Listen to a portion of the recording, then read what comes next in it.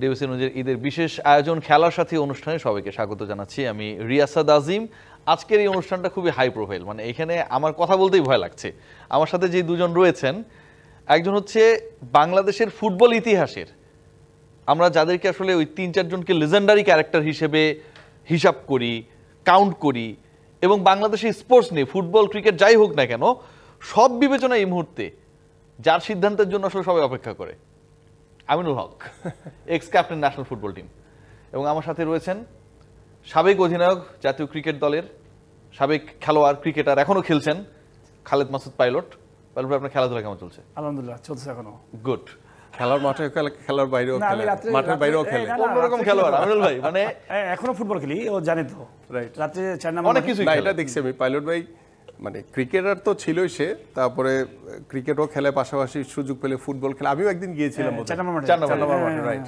আমিও একদিন গিয়েছিলাম। মানে ফুটবলার হিসেবে খুব একটা খারাপ না, তাই না? না, যারা স্পোর্টসম্যান তারা ধরেন খেলাধুলা যারা পারদর্শী তারা যে কোনো স্পোর্টসই ধরেন। আমি যেমন মোটামুটি ক্রিকেট খারাপ খেলি না। নির্মাণ স্কুল ক্রিকেট খেলেছিলাম ছোটবেলায়। এরকম ধরেন আমরা নরমাল যে দেশীয় খেলাগুলো আছে যেগুলো আমরা সচরাচর খেলি, রাইট না? তো কম বেশ কিন্তু আমরা সবাই যারা খেলোয়াড় একটু খেলতে পারি আর কি। ওই প্রসঙ্গে আমিনুল ভাই আমি যদি একটু অ্যাড করি, মানে উনারা যারা ওই যে ক্রিকেটার যারা, উনারা একসময় প্র্যাকটিস করতেন, এখন যারা ন্যাশনাল লেভেলে প্র্যাকটিস করে, আপনি তো টেলিভিশন নিশ্চয়ই দেখেন অথবা অনলাইনে দেখেন যে ওয়ার্ম আপটা শুরু হয় ফুটবল খেলা দিয়ে। তো আপনারা যারা ফুটবল, আপনারা তো একটু ক্রিকেট খেলে শুরু করতে পারতেন। না, আসলে এই ধরনের ঘটনা কখনো ঘটে, কারণ আমাদের মানে ফুটবলটা তো একটু ওয়ার্মিং করার জন্য ধরেন একটু বল নিয়ে দৌড়াদৌড়ি করলে, ছুটোছুটি করলে একটু খুব তাড়াতাড়ি একটু সোয়েটিংটা হয় বা একটু ওয়ার্ম হয়, যার কারণে আমার কাছে মনে হয় যে শুধু ক্রিকেট না, অন্যান্য যে স্পোর্টসগুলো আছে ওইখানেই কম বেশ অনেকেই ধরেন ফুটবল বা একটু দৌড়াদৌড়ির মাধ্যমে কিন্তু তাদের ওয়ার্মিং আপটা শুরু করে আর সেই কারণে খুব অল্প সময় কিন্তু ওয়ার্ম আপটা হয়ে যায়। এবং আমার মনে হয় যে ফুটবল প্লেয়ার যারা, মানে ফুটবল তো যারা খেলেছে অন্যান্য স্পোর্টসের, ওনার সাথে আমি একমত যে অন্যান্য স্পোর্টসে যারা আছে সবাই কিন্তু ফুটবল দিয়ে কিছুটা হলেও ওয়ার্ম আপ করে। ভাই ফুটবল জানাতে জায়গা, টু বি ভেরি অনেস্ট, ঠিক আছে, আমি ক্রিকেট বিট করি, উনি ক্রিকেট দলের x captain, but football is football. মানে ফুটবলের হিসাবটা একদমই অন্যরকম। না, ডেফিনেটলি এটা তো অল ওভার দ্য ওয়ার্ল্ডে আপনার ফুটবল হচ্ছে বাংলা মানে ওয়ার্ল্ডের টপ একটি গেম। পাশাপাশি ধরেন আমাদের ক্রিকেট, তারপর অন্যান্য যে ইভেন্টগুলি আছে পৃথিবীর সব দেশেই যেই খেলাগুলোকে বেশি প্রাধান্য দেওয়া হয়, তো সবকিছুর ঊর্ধ্বে কিন্তু আসলে খেলা মানে হচ্ছে একটি উৎসাহ, একটি উদ্দীপনা, একটি আনন্দ, সম্প্রীতি তৈরি করা, দর্শকদের একটু ভালো লাগা, দেশের জন্য ভালো কিছু অর্জন করা, সবকিছু মিলিয়ে স্পোর্টসটাকে আমরা কিন্তু আসলে একটা টোটাল একটা স্পোর্টসকে যদি আমরা এক জায়গায় নিয়ে আসি, সেখানে কিন্তু একটা ঐক্য আমরা দেখতে পাই যে দলমত নির্বিশেষে যখন দেশের পক্ষ হয়ে খেলি তখন কিন্তু ওইখানে আর কোনো ভেদাভেদ থাকে না, কে কাকে পছন্দ করি, কে কাকে করি না, বাট সবাই তখন এক জায়গায় চলে আসি যে আমরা সবাই বাংলাদেশ। একদমই, মানে এটা অনেক বড় একটা স্পিরিট, এটা আসলে প্রথম খাড়া হয়ে যাওয়ার মতো। আমার এখনো মাঝে মাঝে মনে পড়ে যখন আমরা ধরেন বাংলাদেশ টিমের হয়ে খেলছি, এটা আমাদের ক্রিকেটাররা যখন দাঁড়িয়েছে লাইন আপে দাঁড়িয়ে, যখন আমাদের ন্যাশনাল অ্যান্থামটা আমরা যখন আমাদের জাতীয় সঙ্গীতটা গাই, তখন কিন্তু শরীরের ভিতরে একটা আলাদা একটা এনার্জি তৈরি হয় আমাদের ভিতরে।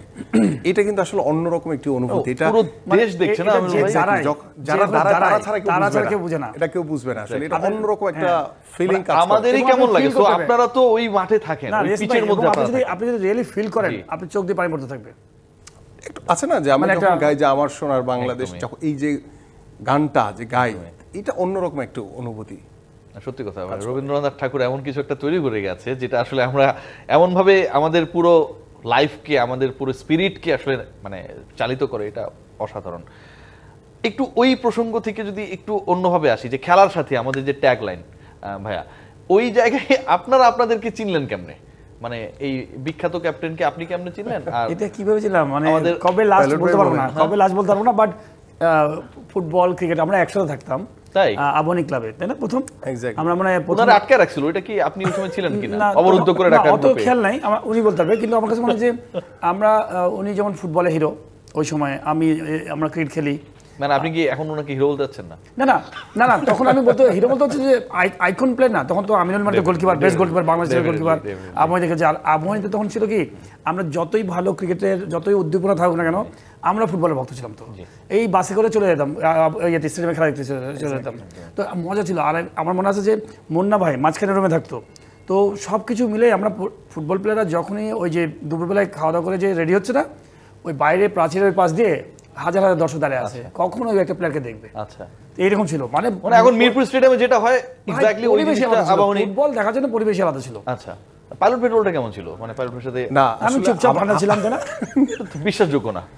ছটফটে স্থির না, এক জায়গায় বসে থাকতে পারে না বেশিক্ষণ। যাই হোক, ওইটা অন্য বিষয়, দুষ্টামি করছি।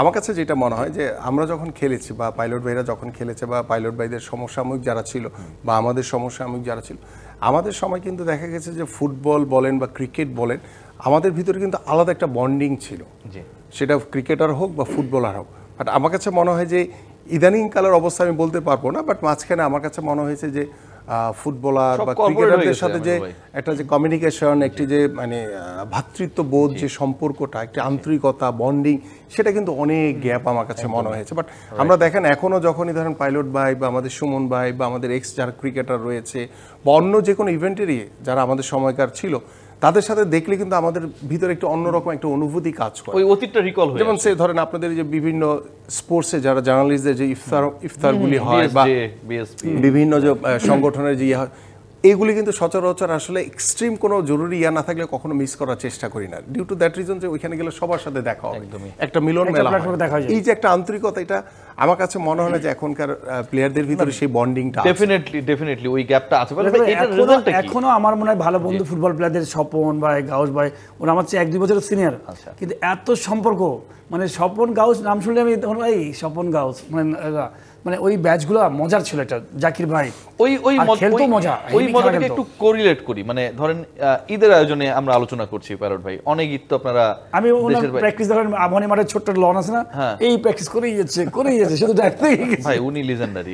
এটা মানে ওই রকম ডেডিকেশন নিয়ে বাংলাদেশে একজনই মানে আর হাইটটা ভালো ছিল, প্র্যাকটিস করে বা হচ্ছে কাজ করে, সেটা হচ্ছে আমাদের মানে মুশফিকুর রহিম, মানে ফুটবল উনি আমাদের, ক্রিকেটে মুশফিকুর রহিম। পাইলট ভাই, দেশের বাইরের ঈদ নিয়ে কি কোনো ধরনের দুঃখ বা ভালোবাসার বা ভালো লাগার অনুভূতি আছে কিনা? যেহেতু আমরা ঈদ আয়োজনে আলোচনাটা করছি, দেশের বাইরে দেশের ঈদ তো আমরা ভালোই হয়, দেশে ঈদ করলে তো একটা আলাদা মজা, আপনি আত্মীয় স্বজন বন্ধু বান্ধব সবাইকে নিয়ে ঈদ করবেন। আর আমরা ইউজ টু না, আমরা তো একটু ইমোশনাল আমরা সবসময়, তো বাট উপায় থাকে না, প্রফেশনাল লাইফে তো আপনাকে ওটা চিন্তা করতে হবে, স্যাক্রিফাইস করতে হবে যে আপনি দেশের জন্য খেলতে গেছেন। তো এরকম অনেকবার 3-4 বার পড়েছে, ওইভাবে ঈদ করেছি, যেখানে গেছি আমরা ঈদের নামাজ পড়ার চেষ্টা করেছি। বাট মনটা খারাপ হয় দেশের জন্য, ওইভাবে তাকাই থাকতাম যে সাথে ফোন করে কথা বলতাম ঈদের দিনেই সকালবেলায়। তো সবকিছু মিলে আপনি টাইমিং এরও তো একটা হেরফের না, এটা বাট হ্যাঁ টাইমিং হেরফের থাকে, বাট মেনে নিতে হবে, আপনি তো ওই কাজে গেছেন, কাজটাকে আপনি মানতে হবে। তো এরকম এমনও হয়েছে, যেমন আমি ঢাকাতে আছি, বাংলাদেশের খেলা আছে, বাংলাদেশ টিমের ঈদের পরের দিন একদিনের জন্য ছুটি দিয়েছে, তাও আধা বেলার জন্য, শুধু ঈদের নামাজ পড়তে গেছি রাজশাহীতে, গাড়ি নিয়ে গেছি, বিকজ আব্বা আম্মার সাথে থাকবো, ঈদ করবো, এই নামাজ পড়েই যা শুধু সকালবেলায় খাওয়া খেয়ে আবার মারছে গাড়ি নিয়ে। You had no way. আপনাকে আমি দেশের বাইরে ঈদ নিয়ে জিজ্ঞেস করবো না, আমি ভাব আপনি হয়তো বুঝতে পারছেন, আপনাকে ঘরের বাইরে জেলের ভিতরে জিজ্ঞেস করতে চাই। জেলের ভিতরে ঈদ হয়তো বা উদযাপন করিনি, বাট কিছু বিশেষ দিনগুলো থাকে আমাদের, যেমন লাইক 16ই ডিসেম্বর বা জাতীয় যে দিবসগুলি থাকে, এরকম বেশ কয়েকটা সময় আমরা পার করেছি। ম্যারেজ ডে ওইটা তো আসলে ছিলাম, রাইট, এরকম সময় ছিলাম। বাট তারপরও হয়তো বা মানে দেশের জন্য কাজ করার যে একটি ভালো লাগা, যে একটি অনুভূতি, যে না আমি দেশের মানুষের অধিকার প্রতিষ্ঠার জন্য জেল খাটছি, আমি দেশের মানুষের গণতন্ত্রকে প্রতিষ্ঠার জন্য কাজ করছি, আমি দেশের জনগণের ভোটের অধিকার প্রতিষ্ঠার জন্য কাজ করছি, আমি দেশের মানুষের যে দাবি বা অধিকার রয়েছে সেইগুলোর জন্য আমি কাজ করছি, সেইটার জায়গা থেকে যখন আমরা জেল খাটি তখন কিছুটা আত্মতৃপ্তি পাই যে না আমি তো সাধারণ মানুষের জন্য কাজ করছি, এদেশের মানুষের জন্য কাজ করছি, মানুষের কল্যাণের জন্য কাজ করছি। তখন সেই কষ্টটাকে কিছুটা হলেও লাঘব করে আমাদের, কারণ আমরা চিন্তা করি আমি যেটি এখন মুখ বলছি আপনাদেরকে, সেটা একদম আমি অন্তর থেকে ফিল করেই বলছি যে আমি দীর্ঘদিন প্রায় দীর্ঘ 17 বছর বাংলাদেশ ফুটবল টিমে খেলেছি। খেলা ছেড়ে দেওয়ার পরে আমি যখন রাজনীতিতে এসেছি, ডে 1 থেকেই চেষ্টা করেছি যে বাংলাদেশ জাতীয়তাবাদী দল বিএনপির একজন ক্ষুদ্র কর্মী হিসেবে দলের জন্য, দেশের জন্য কাজ করার যেই লক্ষ্য স্থির করে প্রতিটি পথ চলেছি, এখন পর্যন্ত কাজ করে যাচ্ছি, এটা আসলে অন্যরকম একটি অনুভূতি। কারণ আপনি সাধারণ মানুষ বা মানুষের জন্য কিছু করতে পারাটা এটা কিন্তু সৌভাগ্যের বিষয়, সবাই কিন্তু পারে না। ওই জায়গা থেকে আমিনুল ভাই আমি একটু আপনাকে ইন্টারাপ্ট করতেই চাই। সেটা হচ্ছে দেখেন আপনার কাছে তো অপশন ছিল যে ধরেন আপনি জাতীয়তাবাদী দলে না যুক্ত হয়ে আপনি আরেকটা দলে গেলেন, আপনি আরেকটু ভালো থাকতে পারতেন, আপনি আরো অনেক কিছু করতে পারতেন, বাট ওয়াই আপনি অনেকে তো সেই সুযোগটাই নেয়, ছোট্ট একটু ইতিহাস, এই সুযোগটাই নেয় কিন্তু এক্স্যাক্টলি। আমি তাহলে ছোট্ট একটু ইতিহাস, আসলে এটা অনেকের কাছে এটা অজানা, সেই অজানা কথাটা আমি আপনার আজকে এই ঈদের অনুষ্ঠানে আমি বলতে চাই। আপনাদের সকলেরই মনে আছে যে 91-এ যখন বিএনপি গভর্নমেন্ট ফর্ম করে, তখন আমার বয়স হচ্ছে 11 বছর। তো 11 বছর বয়সে আমার কাছে এখনো মনে আছে যে যখন বাংলাদেশ জাতীয়তাবাদী দল বিএনপি আমাদের দেশনেত্রী বেগম খালেদা জিয়ার নেতৃত্বে বিজয় অর্জন করলো, স্বৈরাচার এরশাদের বিরুদ্ধে আন্দোলন সংগ্রাম করে, সেই সময় যখন বিএনপি গভর্নমেন্ট ফর্ম করলো এবং বিএনপি বিজয়ী হওয়ার পরে, তখন তো আসলে ছোট 11 বছর বয়স, আর কতটুকু বুঝবো, বাট আমরা সেই শহীদ রাষ্ট্রপতি জিয়াউর রহমানের সেই গল্পগুলো শুনেছি ছোটবেলায়। সেই গল্প থেকে কিন্তু বিএনপির প্রতি একটি আলাদা একটি ভালো লাগা, ভালোবাসা, বিএনপির যারা শহীদ রাষ্ট্রপতি জিয়াউর রহমানের যে আদর্শকে ধারণ করে বা তিনি দেশের জন্য স্বল্প সময় কী করে গেছেন, সব কিছু মিলিয়ে সেই অল্প বয়সে কিন্তু ছোট ছোট স্মৃতি আমার ভিতরে ছিল। যখন বিএনপি বিজয়ী হলো 91 সালে, তখন আমার মনে আছে একটা সেন্ডু গেঞ্জি পরে, হাফ প্যান্ট পরে আমরা বিজয় মিছিল করলাম। বিজয় মিছিল করা মানে হচ্ছে ধরুন যে সকল বড় ভাইদের সাথে যারা দলীয় লোক, তাদের পিছনে পিছনে থেকে সবাই রং মাখামাখি করছে, ওই যে একটা অনুভূতি, সেই অনুভূতিটা কিন্তু সেই ছোটবেলায় আমার ভিতরে গেঁথে গেছে। তো দীর্ঘদিন হয়তো বা বাংলাদেশ ফুটবল টিমে খেলেছি, বাট বিএনপির প্রতি একটি ভালোবাসা, শহীদ রাষ্ট্রপতি জিয়াউর রহমানের যে আদর্শকে ধারণ করে বা তিনিও স্বল্প সময়ে বাংলাদেশকে একটি সমৃদ্ধশালী বাংলাদেশে পরিণত করার জন্য যে কাজ করেছেন, আমাদের দেশনেত্রী বেগম খালেদা জিয়া তিনি বাংলাদেশে সেই গণতন্ত্রকে আবার পুনরুদ্ধার করলেন এদেশের মানুষের কল্যাণের জন্য, সব কিছু মিলিয়ে এবং সর্বোপরি বিএনপির ভারপ্রাপ্ত চেয়ারম্যান জনাব তারেক রহমানের প্রতি যে একটি মানে ভালোবাসা, ভালো লাগা, মানে একটি শ্রদ্ধাবোধ, যে আন্তরিকতার ভিতর দিয়ে যে একটি অবস্থান তৈরি হয়েছে আমার ভিতরে। তো আমি আসলে প্লেয়িং লাইফে আপনারা দেখেছেন আমার সতীর্থ খেলোয়াড়রা অনেকেই কিন্তু আওয়ামী লীগের ফেসিবাদের সাথে জড়িয়ে গিয়েছিল এবং তারা এমপিও হয়েছে, অবৈধ ভোটারবিহীন সরকারের এমপি হয়েছে তারা। বাট তখন কিন্তু আমার কাছে এরকম অনেক অফার এসেছিল, কিন্তু আমি কেন জানি মানে ছোটবেলা থেকে বিএনপির আদর্শ না, আমি বিএনপির আদর্শের প্রতি আদর্শকে ধারণ করি, কিন্তু আসলে আমি আমার যেই ভালো লাগাটা সেটাকে আমি একদম পুঞ্জীভূত করে রেখেছি নিজের ভিতরে। যে যখন আমি খেলা ছেড়ে দিয়েছি, সেই খেলা ছেড়ে দেওয়ার পরে তার ঠিক পরের বছরই 2014 সালের 5ই মার্চ আমাদের বিএনপির ভারপ্রাপ্ত চেয়ারম্যান জনাব তারেক রহমানের নির্দেশনায় তার সাথে কনসার্ন করে আমি বিএনপিতে যোগদান করলাম দেশনেত্রী বেগম খালেদা জিয়ার কাছে, এবং আমার সাথে আরও অনেক সতীর্থ খেলোয়াড়। তখন কিন্তু একটি দুঃসময়, আপনার মনে আছে 2014-15 সালটা কিন্তু বাংলাদেশের রাজনীতির জন্য একটি দুঃসময় ছিল। তো তখন কিন্তু অনেকেই আমাকে বিভিন্নভাবে করেছে, হ্যাঁ তুমি কেন এখন যাবে, এই না, বিভিন্নভাবে নেগেটিভ করেছে। বাট আমার ভিতরে একটা ভালো লাগা বা একটা বিশ্বাস ছিল যে না, আমি সুসময় না, আমি দলের, যেহেতু দলকে ভালোবাসি, সেই দলের প্রতি আমি সেই দুঃসময় দলের সাথে থাকতে চাই, এবং সেই থেকে কিন্তু ডে ওয়ান থেকে রোলটায় চলে গেছে। এক্স্যাক্টলি, আমি এখানে একটা কথা বলতে চাই যে আমি ফুটবলে যেভাবে খেলাটাকে এনজয় করেছি, রাজনীতিতে কিন্তু অনেক কিছু রয়েছে, জেল জুলুম, নির্যাতন, নিপীড়ন, অনেক কিছু। বাট সেই নির্যাতন নিপীড়নগুলো কিন্তু আমি এনজয় করেছি এই কারণে, কারণ আমি দেশের মানুষের জন্য কাজ করি, দেশের কল্যাণের জন্য কাজ করছি। এটা আমাকে অনেক বেশি উজ্জীবিত করেছে। এমিলিয়ানো মার্টিনেজ, আপনি কোন দল করেন পাইলট ভাই? আপনার পলিটিক্যাল ইস্যু নিয়ে অনেক আলোচনা আমরা দেখি, এবং আমি এগুলা খোঁজার চেষ্টা করি কিন্তু কোনো কিছু পাই না। আসলে আপনি কি বলবেন আজকের আলোচনায়? না, পলিটিক্সে আমি আমাকে বেশ অনেকবারই কিন্তু বলেছিল যে পাইলট আসো, ওয়েলকাম, মনে আছে? হ্যাঁ, আমাকে বেশ অনেকবার বলছে, আমার যে ভাই আমাকে কি তুমি ঘর বাড়ি ছাড়া করবা? মানে আমি বলেছি এরকম, বাবা তুমি বাবা না, আমি মনে করি কি যে আমার ফ্যামিলিতে কেউ মানে পলিটিশিয়ান নাই, আমি হচ্ছে স্পোর্টস ফ্যামিলি, এবং চিন্তা করি যে না, আমার দায়িত্ব হচ্ছে খেলা। পলিটিক্সের মানুষরা আলাদা হয়, যেমন ওর একটা প্রফেশন আলাদাভাবে নিজে বেছে নিয়েছে যে না, আমি খেলা ছাড়ার পরে আমি পলিটিক্স এনজয় করছি, পলিটিক্সে যাব। এখানে কিন্তু অনেক অনেক কিছু আছে, সার্ভাইভ করতে হবে, অনেক টাফ লাইফ, মানে যেটা করে আসছে আমার কাছে মনে হয়। আমি তো দেখছি, যেমন টিভিতে বলেন, বিভিন্ন সময় দেখছি এই জেল জুলুম বিভিন্ন কিছু, এটা সাধারণ সহজ মানুষ অনেকে পারবে না। তো আমি সবসময় মনে করি যে না, আমি খেলাধুলা করবো, খেলাধুলার জায়গা আছি, এবং আমার মনে হয় যে আমি যে জিনিসটা ফিল করি যে সবাই তো পলিটিক্স করবে না, কেউ কেউ আছে যে তার স্কিলেই থাকবে। তো এবং ওই স্কিলে থাকতে পছন্দ করি। আমি হচ্ছে যে আমি আমার কাজ করে যাবো, আমার মেধা দিয়ে আমি আসতে চাই, যেন আমার মেধাটাকে ঠিক জায়গা মতো কাজে লাগাতে চাই। কিন্তু আমি রেসপেক্ট করি তাদের, বিকজ তারা তো অবশ্যই তারা তো দেশ গড়ার কাছে ব্যস্ত থাকবে, কিন্তু সবাই তার পলিটিক্স করবে না, ডেফিনেটলি না। কেউ আপনি দেখবেন যে খেলা কেউ মাঠে খেলে, কেউ বাইরে থেকে গ্যালারি থেকে বসে দেখে, Exactly. তা আমি গ্যালারিতে বসে থেকে দেখা। কার খেলাটা বেশি ভালো লাগছে যে প্রশ্নে ছিলাম? কার খেলাটা? হ্যাঁ, সাকিব আল হাসান নাকি এই ইয়ার কি বলে? চাপে আছেন একটু। না চাপে না, একদম অনেস্টলি বলি, ওর খেলাটা খুব ভালো, পিওর খেলা, পিওর হচ্ছে Politics-এর খেলা। পলিটিক্সের পিওর খেলা। বিকজ সে কিন্তু খেলাধুলা ছাড়ার পরে কিন্তু পলিটিক্সে ঢুকেছে এবং পলিটিক্সটাকে সে একদম গেঁথে নিয়েছে। সে জেল জুলুম সব কিছু করেছে, এখন মানে বিয়েতে আসছে বলে তাই জোর বলছি না, বাট আমি ফিল করতাম যে এই ছেলেটার মধ্যে এত পাওয়ার, আল্লাহ মানে কি অবস্থা, তো ইচ্ছে হলে ধরেন রাজকীয়ভাবে থাকতে পারতো, ভাই কোনো কিছু করার দরকার ছিল কোনো কিছু করার পলিটিক্সই করার দরকার ছিল সে তো আরামে থাকতে পারতো। তো এইটা হচ্ছে টাফ টাইম।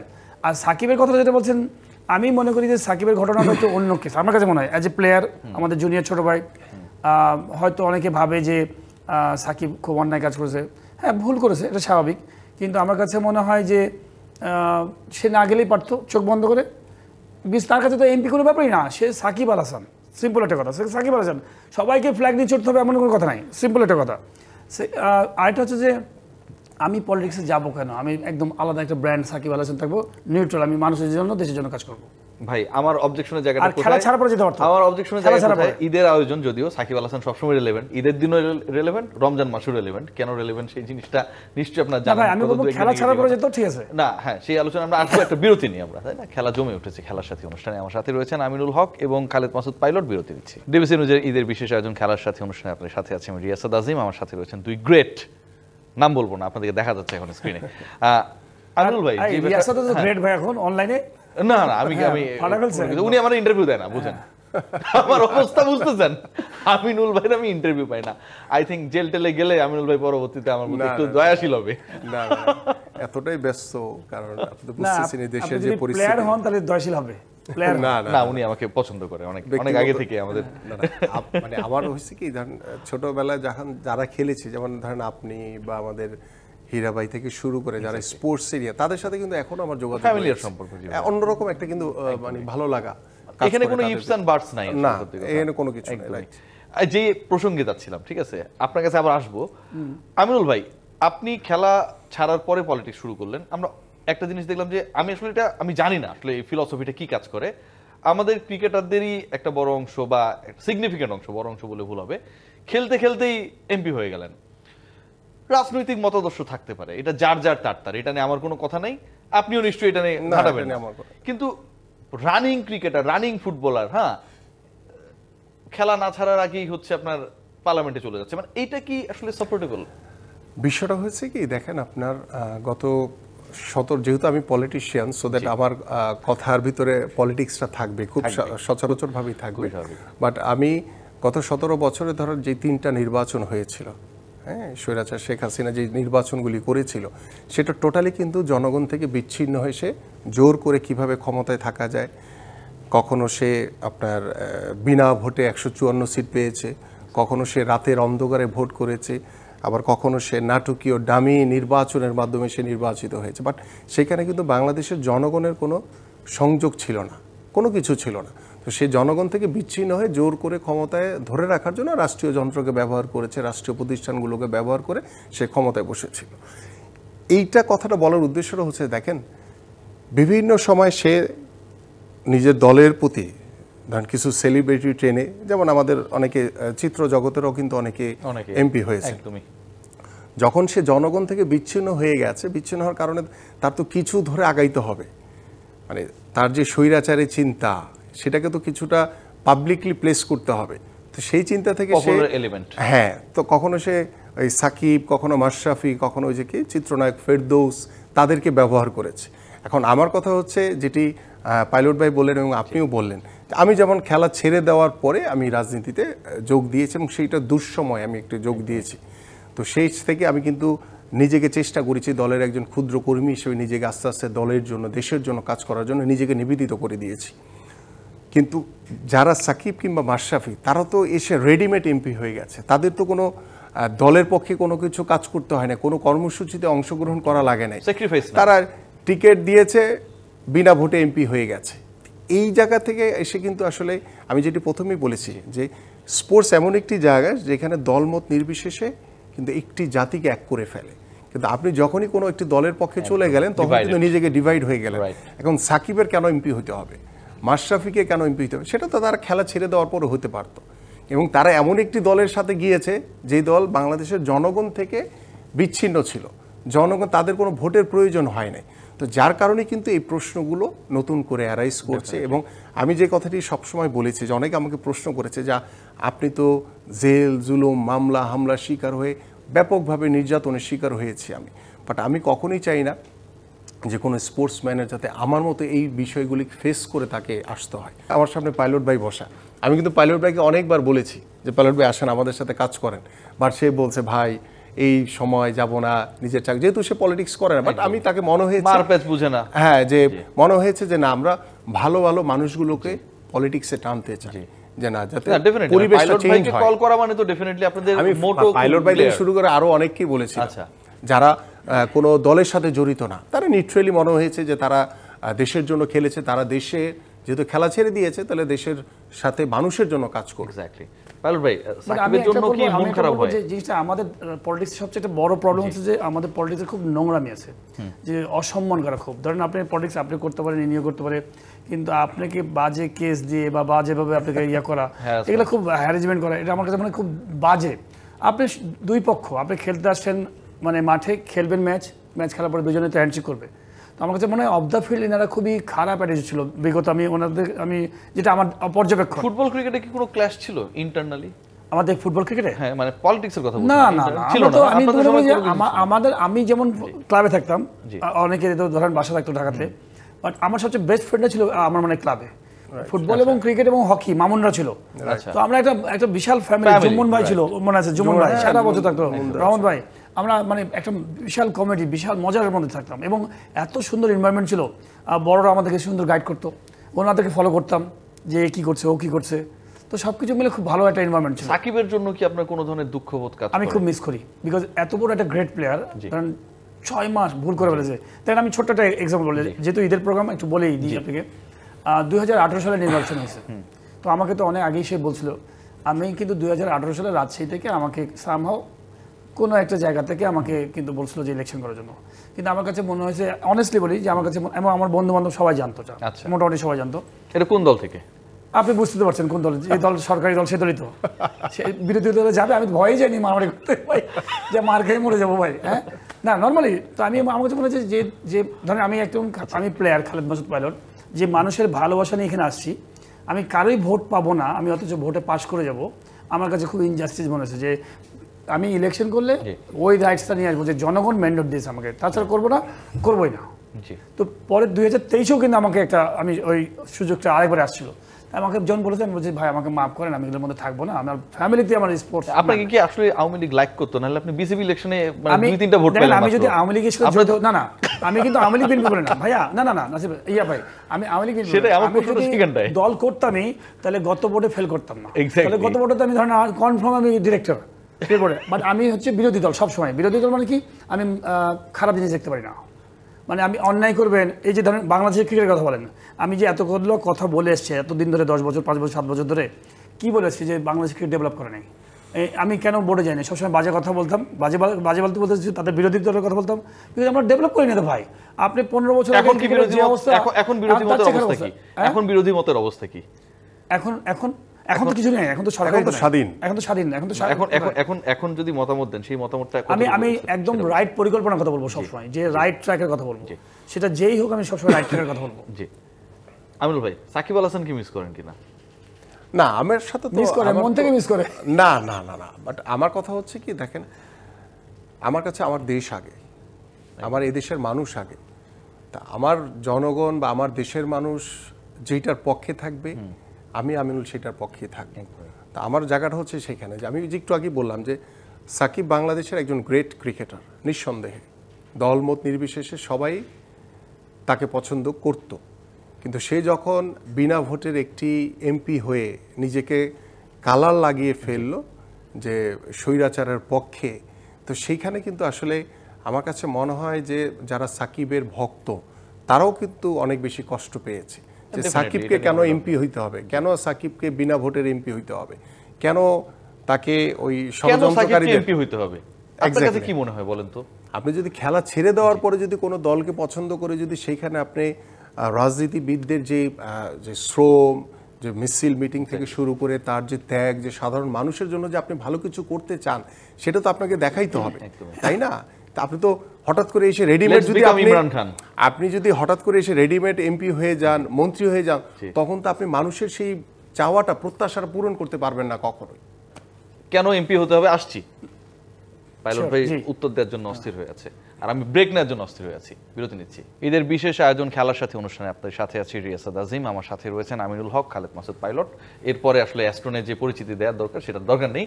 কেন সাকিবকে এমপি হতে হবে, কেন সাকিব আল হাসান এমপি হলে, কথার কথা আমি বলছি যে ক্রিকেটার হিসেবে যদি আমি মনে করি ইমরান খান স্টাইলে গেল না কেন? তাই আমি ছোট্ট একটা সাকিবের ব্যাপারে আমি বলি। ধরেন আমার মনে হয় যে আগের যিনি যারা সরকার ছিলেন তাদের বেসিক্যালি আমার মনে হয় জনগণের ভোট ছিল না। আমি সাধারণ নাগরিক হিসেবে মনে করি, ফিল করি যে জনগণকে তারা কখনো এক করতে পারে না, তাদেরকে ওইভাবে নিতে পারে না। সাকিব তো জনগণকে এক করতে পারছিল। আমি আপনাকে ওইভাবে বলছি।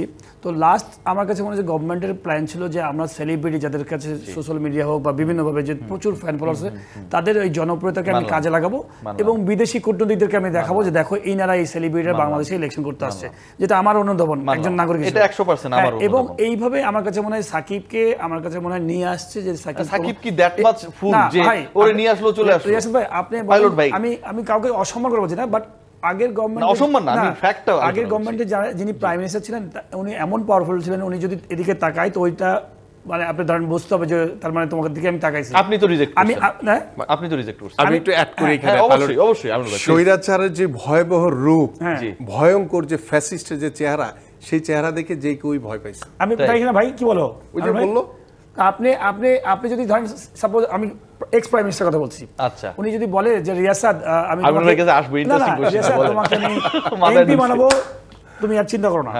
আপনি কি বলতে পারবেন যে না আমি এমপি হব না, আমি খেলাধুলা করবো? আপনি বলতে পারতেন? সাহস ছিল? আচ্ছা, এই জিনিসটা আমি বলতে পারতাম। এইটা ভাই এখন বলতে পারছেন, বিকজ এখন নাজমুল হাসান পাপনকে ভাই আমি যেভাবে প্রশ্ন করছি, ওনার ক্ষমতা নিয়ে আমি যেভাবে প্রশ্ন করছি, আমার তো অনেক কিছু হয়েছে। আমার অ্যাক্রিডিটেশন বাতিল হয়েছে, পতাকা অর্ধনমিত ছিল, আমার চ্যানেলকে ঢুকতে দেয় না। আমিও তো এরকম বলেছি, বিকজ আমার বস দিলু খন্দকার আমিনুল ভাইয়ের কাছের লোক, ঠিক আছে, সে পর্যন্ত গিয়ে গ্যাঞ্জাম করছে। সো না রেস ভাই, পাপন ভাইকে বলা আর ওনাকে বলার মধ্যে অনেক পার্থক্য ছিল। পাপন ভাইকে আমি এইবার আসল পয়েন্টে আসি। ধরেন ফ্যাসিস্টের রূপে ভরকায় গিয়ে ভয় পেয়ে সাকিব আল হাসান এমপি হয়ে গেছে। আপনারা যদি ক্ষমতায় আসেন, সে তো এটার ভিকটিম হয়েছে কাইন্ড অফ। আপনারা কি একটা চান্স দিবেন কিনা আমিনুল হক? না, স্বৈরাচারের কোনো সুযোগ নেই। আচ্ছা, কারণ গত 17 বছর মানে আওয়ামী লীগ যে একটা নাম, সেটা একটা অভিশাপে পরিণত হয়েছে। তো সেই জায়গা থেকে এই গত 17 বছরে যারা ফ্যাসিস্টের সাথে জড়িত ছিল, যারা স্বৈরাচারের সাথে জড়িত ছিল, যারা দোসর হিসেবে কাজ করেছে, তাদের সুযোগ বাংলাদেশে বা তাদেরকে কোনো রকম স্পেস দেওয়ার কোনো সুযোগ আমি দেখি না। বাংলাদেশ জাতীয়তাবাদী দল, আপনি যে প্রশ্নটি একটু আগে করলেন যে বিএনপি আসলে কি করবে, বিএনপির সাথে এখানে অন্যান্য দলের পার্থক্যটা হচ্ছে এখানে। কারণ আমরা স্পষ্ট, আমাদের বিএনপির ভারপ্রাপ্ত চেয়ারম্যান জনাব তারেক রহমান সবসময় একটি কথা আমাদের বলেন যে আমরা সবসময় জনগণ যা বলে, জনগণের কথাকে প্রাধান্য দিয়ে আমরা আমাদের সবগুলো কর্মপরিকল্পনা করব। যার কারণে দেখেন গত 17 বছর স্বৈরাচার যা করেছে সেটা আমরা দেখেছি, কিন্তু এই গত 17 বছরে কিন্তু অনেক বাধা বিপত্তি পেরিয়েও আমরা কিন্তু বিরোধী দলেও ছিলাম না, তারপরও কিন্তু আমরা জনবান্ধব বা জনগণের পাশে যখনই কোনো ক্রান্তিকাল এসছে, যেমন করোনার সময়ের কথা বলেন, কোনো দুর্যোগ মুহূর্ত বলেন, বন্যার সময় বলেন, বাংলাদেশ জাতীয়তাবাদী দলের প্রত্যেকটি নেতাকর্মী কিন্তু সেই অসহায় মানুষগুলোর পাশে ছিল। এটা একদম চিরন্তন সত্য কথা। এবং আমরা 5ই আগস্টের পরে আমাদের প্রতি যে নির্দেশনা রয়েছে যে তোমরা জনগণের কাছে যাও, মানুষের ভাষা বুঝে তোমরা কাজ করো, এবং সেই লক্ষ্য নিয়েই কিন্তু আমরা কাজ করে চলেছি। কারণ আমরা যেটা বলছি বা আমি এই মুহূর্তে আপনাকে যেটা বলছি, এটা একদম অন্তর থেকে ফিল করে আপনাকে বলছি। আমিনুল ভাই আসলে মানে অন্য কিছু বলার সুযোগও নেই আসলে, আমি যতটুকু আপনাকে পার্সোনালি চিনি। পাইলট ভাই, মানে পলিটিক্স মানে টু সাম এক্সটেন্ট কি মনে হয় যে আমাদের ক্রিকেট বা আমাদের ইতিহাসের সেরা ক্রিকেটারদেরকে just for involving with the politics একটা খুব বাজে সিচুয়েশনে নিয়ে গেল? মনে হয় এটা বাংলাদেশের ক্রিকেট হিস্ট্রির একটা বড় আফসোস হয়ে কোনো একটা সময় থাকবে, আপনার মনে হয়? এই পলিটিক্সটাকে মানে নিয়ে গেছে ইনভলভিং উইথ দ্য পলিটিক্স একটা বাজে একটা আমার এক্সাম্পল তৈরি হয়ে গেল আমার কাছে মনে হয়। বাট আমি মনে করি যে দেখেন এই সব জায়গাগুলো, সেক্টরগুলোতে আমি মনে হয় আমিনুল এক হবে যে এই স্পোর্টসে কোনো পলিটিক্সই রাখা উচিত না। এখানে স্পোর্টসম্যানরা স্পোর্টস খেলাধুলা করবে এবং শুধুমাত্র একটা পলিটিক্যাল গভর্নমেন্টের একটা লোক থাকতে পারে রিপ্রেজেন্টেটিভ, যে কিনা গভর্নমেন্টের সাথে কানেকশনটা থাকবে। বিকজ আপনি যদি সব কিছুর একটা কানেকশনের ব্যাপার আছে, আপনি যদি সুন্দরভাবে যদি সরকারের সাথে যদি অনেক কিছু মানে কোঅর্ডিনেশন না করেন, তাহলে তো আপনি অনেক কিছু তোকে পাবেন না, অনেক কিছু। তো সরকার থেকে একজন পক্ষ থাকলো, বাট স্কিল লোক যারা ওই দলেরই হতে পারে। ধরেন সাপোজ এখন যারা আসবেন ক্ষমতায়, তাদেরই স্পোর্টস ওরিয়েন্টেড মানুষ যারা বুঝেন ক্রিকেট বা ফুটবল বোঝেন, তারা আসলো, বাট ইনভারমেন্ট দেখতে হবে ব্যাকগ্রাউন্ড কেমন। তো এই জায়গাগুলো আমরা ভালো করতে পারছি না। আমরা সবসময় দেখি যে ওই খারাপ মানুষগুলা ভালো মানুষদেরকে টপকায় চলে আসে এবং এক ধরনের শেষ করে দেয়। আপনি যদি দেখেন যে বাংলাদেশের কোথাও কিন্তু খেলা হয় না, এত আমরা ডায়লগ দিই, এত টিভিতে কথা বলি, বাংলাদেশের 64 জেলায় কোথাও খেলা হয় না, তার মধ্যে 55-60টা জেলাতে লিগই হয় না। এটা কি করে সম্ভব? আপনি জানেন কত জেনারেশনকে নষ্ট করছেন আপনি, যারা কুক্ষিগত করে রেখেছেন। ওই 5-6টা মানুষ হয়তো জেলার যে মানুষগুলো আছে, ওই 5-6টা মানুষ 5000 মানুষকে নষ্ট করে দিচ্ছে, বিকজ 10 বছর 20 বছর 25 বছর ধরে ওই জায়গাটা দখল করে আছে। তো আমার কাছে মনে হয় যে পলিটিক্স থেকে ওখান থেকে আলাদা করতে হবে, যে স্পোর্টসম্যানদেরকে আলাদা। মানে কিছু লোক খেলা বুঝে না, কিন্তু হচ্ছে পোস্ট নিয়ে বসে আছে। বাংলাদেশের পিকচার আমির ভাই, ফুটবলে ক্রিকেট আপনি দেখবেন আপনি জেলাগুলোতে, আপনি যদি একটু রিমাইন্ড করেন, আমরা যদি 111 এর আগ পর্যন্ত একটু চিন্তা করি বাংলাদেশের স্পোর্টসে, তখন কিন্তু কোথাও আওয়ামী লীগ বা বিএনপি ছিল না, অর্গানাইজার ছিল। তখন কিন্তু ঠিক আছে, কেউ বিএনপি করে, কেউ আওয়ামী লীগ করে, তারা কিন্তু একসাথেই ফুটবল ফেডারেশন চালিয়েছে, তারা কিন্তু একসাথে ক্রিকেট বোর্ড চালিয়েছে। বাট 111-এর পরে এসে দেখেন, মানে ওই যে স্বৈরাচারের কথাটা অটোমেটিক্যালি চলে আসে, যে স্বৈরাচার শেখ হাসিনা যেভাবে প্রত্যেকটি রাষ্ট্রীয় প্রতিষ্ঠানে দলীয়করণ করেছে, রাজনীতিকরণ করার মাধ্যমে এই রাষ্ট্রীয় প্রতিষ্ঠানগুলোকে কিন্তু সে ধ্বংস করে দিয়ে গেছে। আজকে দেখেন এমনভাবে রাজনীতিকে স্পোর্টসের ভিতরে ঢুকিয়ে দেওয়া হয়েছে, যেটি আমি 5ই আগস্টের পরে আপনাদের মনে আছে যে ক্রিকেট বোর্ডের সামনে আমাদের একটি মানববন্ধন ছিল, ফুটবল ফেডারেশনের সামনে আমাদের মানববন্ধন ছিল। আমি কিন্তু একটি কথা খুব জোর গলায় বলেছি, এখনও বলছি, যে আল্লাহ যদি আমাদেরকে কখনো সুযোগ দেয়, আমরা শতভাগ চেষ্টা করব এই স্পোর্টস থেকে রাজনীতিকে দূরে রাখতে, ক্রীড়াঙ্গনকে রাজনীতি থেকে দূরে রাখতে। কারণ আমরা ওইখানে চাই যে যারা মাঠের সংগঠক, যারা স্বপ্ন দেখে বাংলাদেশের ফুটবল নিয়ে, বাংলাদেশের ক্রিকেট নিয়ে, যেখানে কোনো রাজনীতির প্রভাব থাকবে না। হ্যাঁ, রাজনীতির প্রভাবটা থাকবে কিভাবে, সেটা হচ্ছে যে স্পোর্টসকে ডেভেলপমেন্ট করার জন্য, কাজের জন্য। ওই পয়েন্টটা আমি ভাই একটু জাস্ট অ্যাড করি, একদম শেষ পর্যায়ে আমরা আছি, যে সামনে ক্রিকেট বোর্ড ইলেকশন আছে। এই ক্রিকেট বোর্ড ইলেকশনে আপনি কি এই অ্যাসুরেন্সটা দেওয়ার চেষ্টা করবেন কিনা, যে এখানটায় যেন আসলে রিয়েল অর্গানাইজাররাই হচ্ছে পরের বোর্ডে আসে, এখানটায় যেন কোনো অটোক্রেসি না থাকে?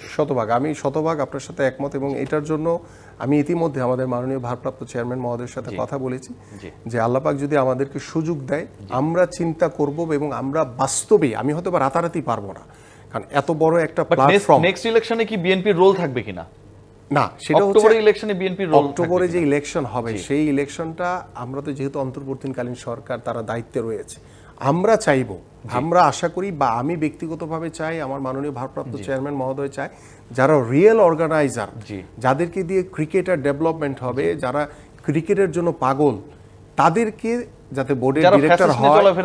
হ্যাঁ, আওয়ামী লীগের দোসরদের তো রাখার কোনো সুযোগই নেই, কারণ আমরা ভবিষ্যতে কোনো স্পোর্টসকে আর কোনোভাবে যাতে দলীয়করণ করা না হয়, রাজনীতিকরণ করা না হয়, সেই জায়গায় আমরা শতভাগ নিশ্চিত করতে চাই। পাইলট বের একটা চান্স আছে তো কিসে, মানে বোর্ডে?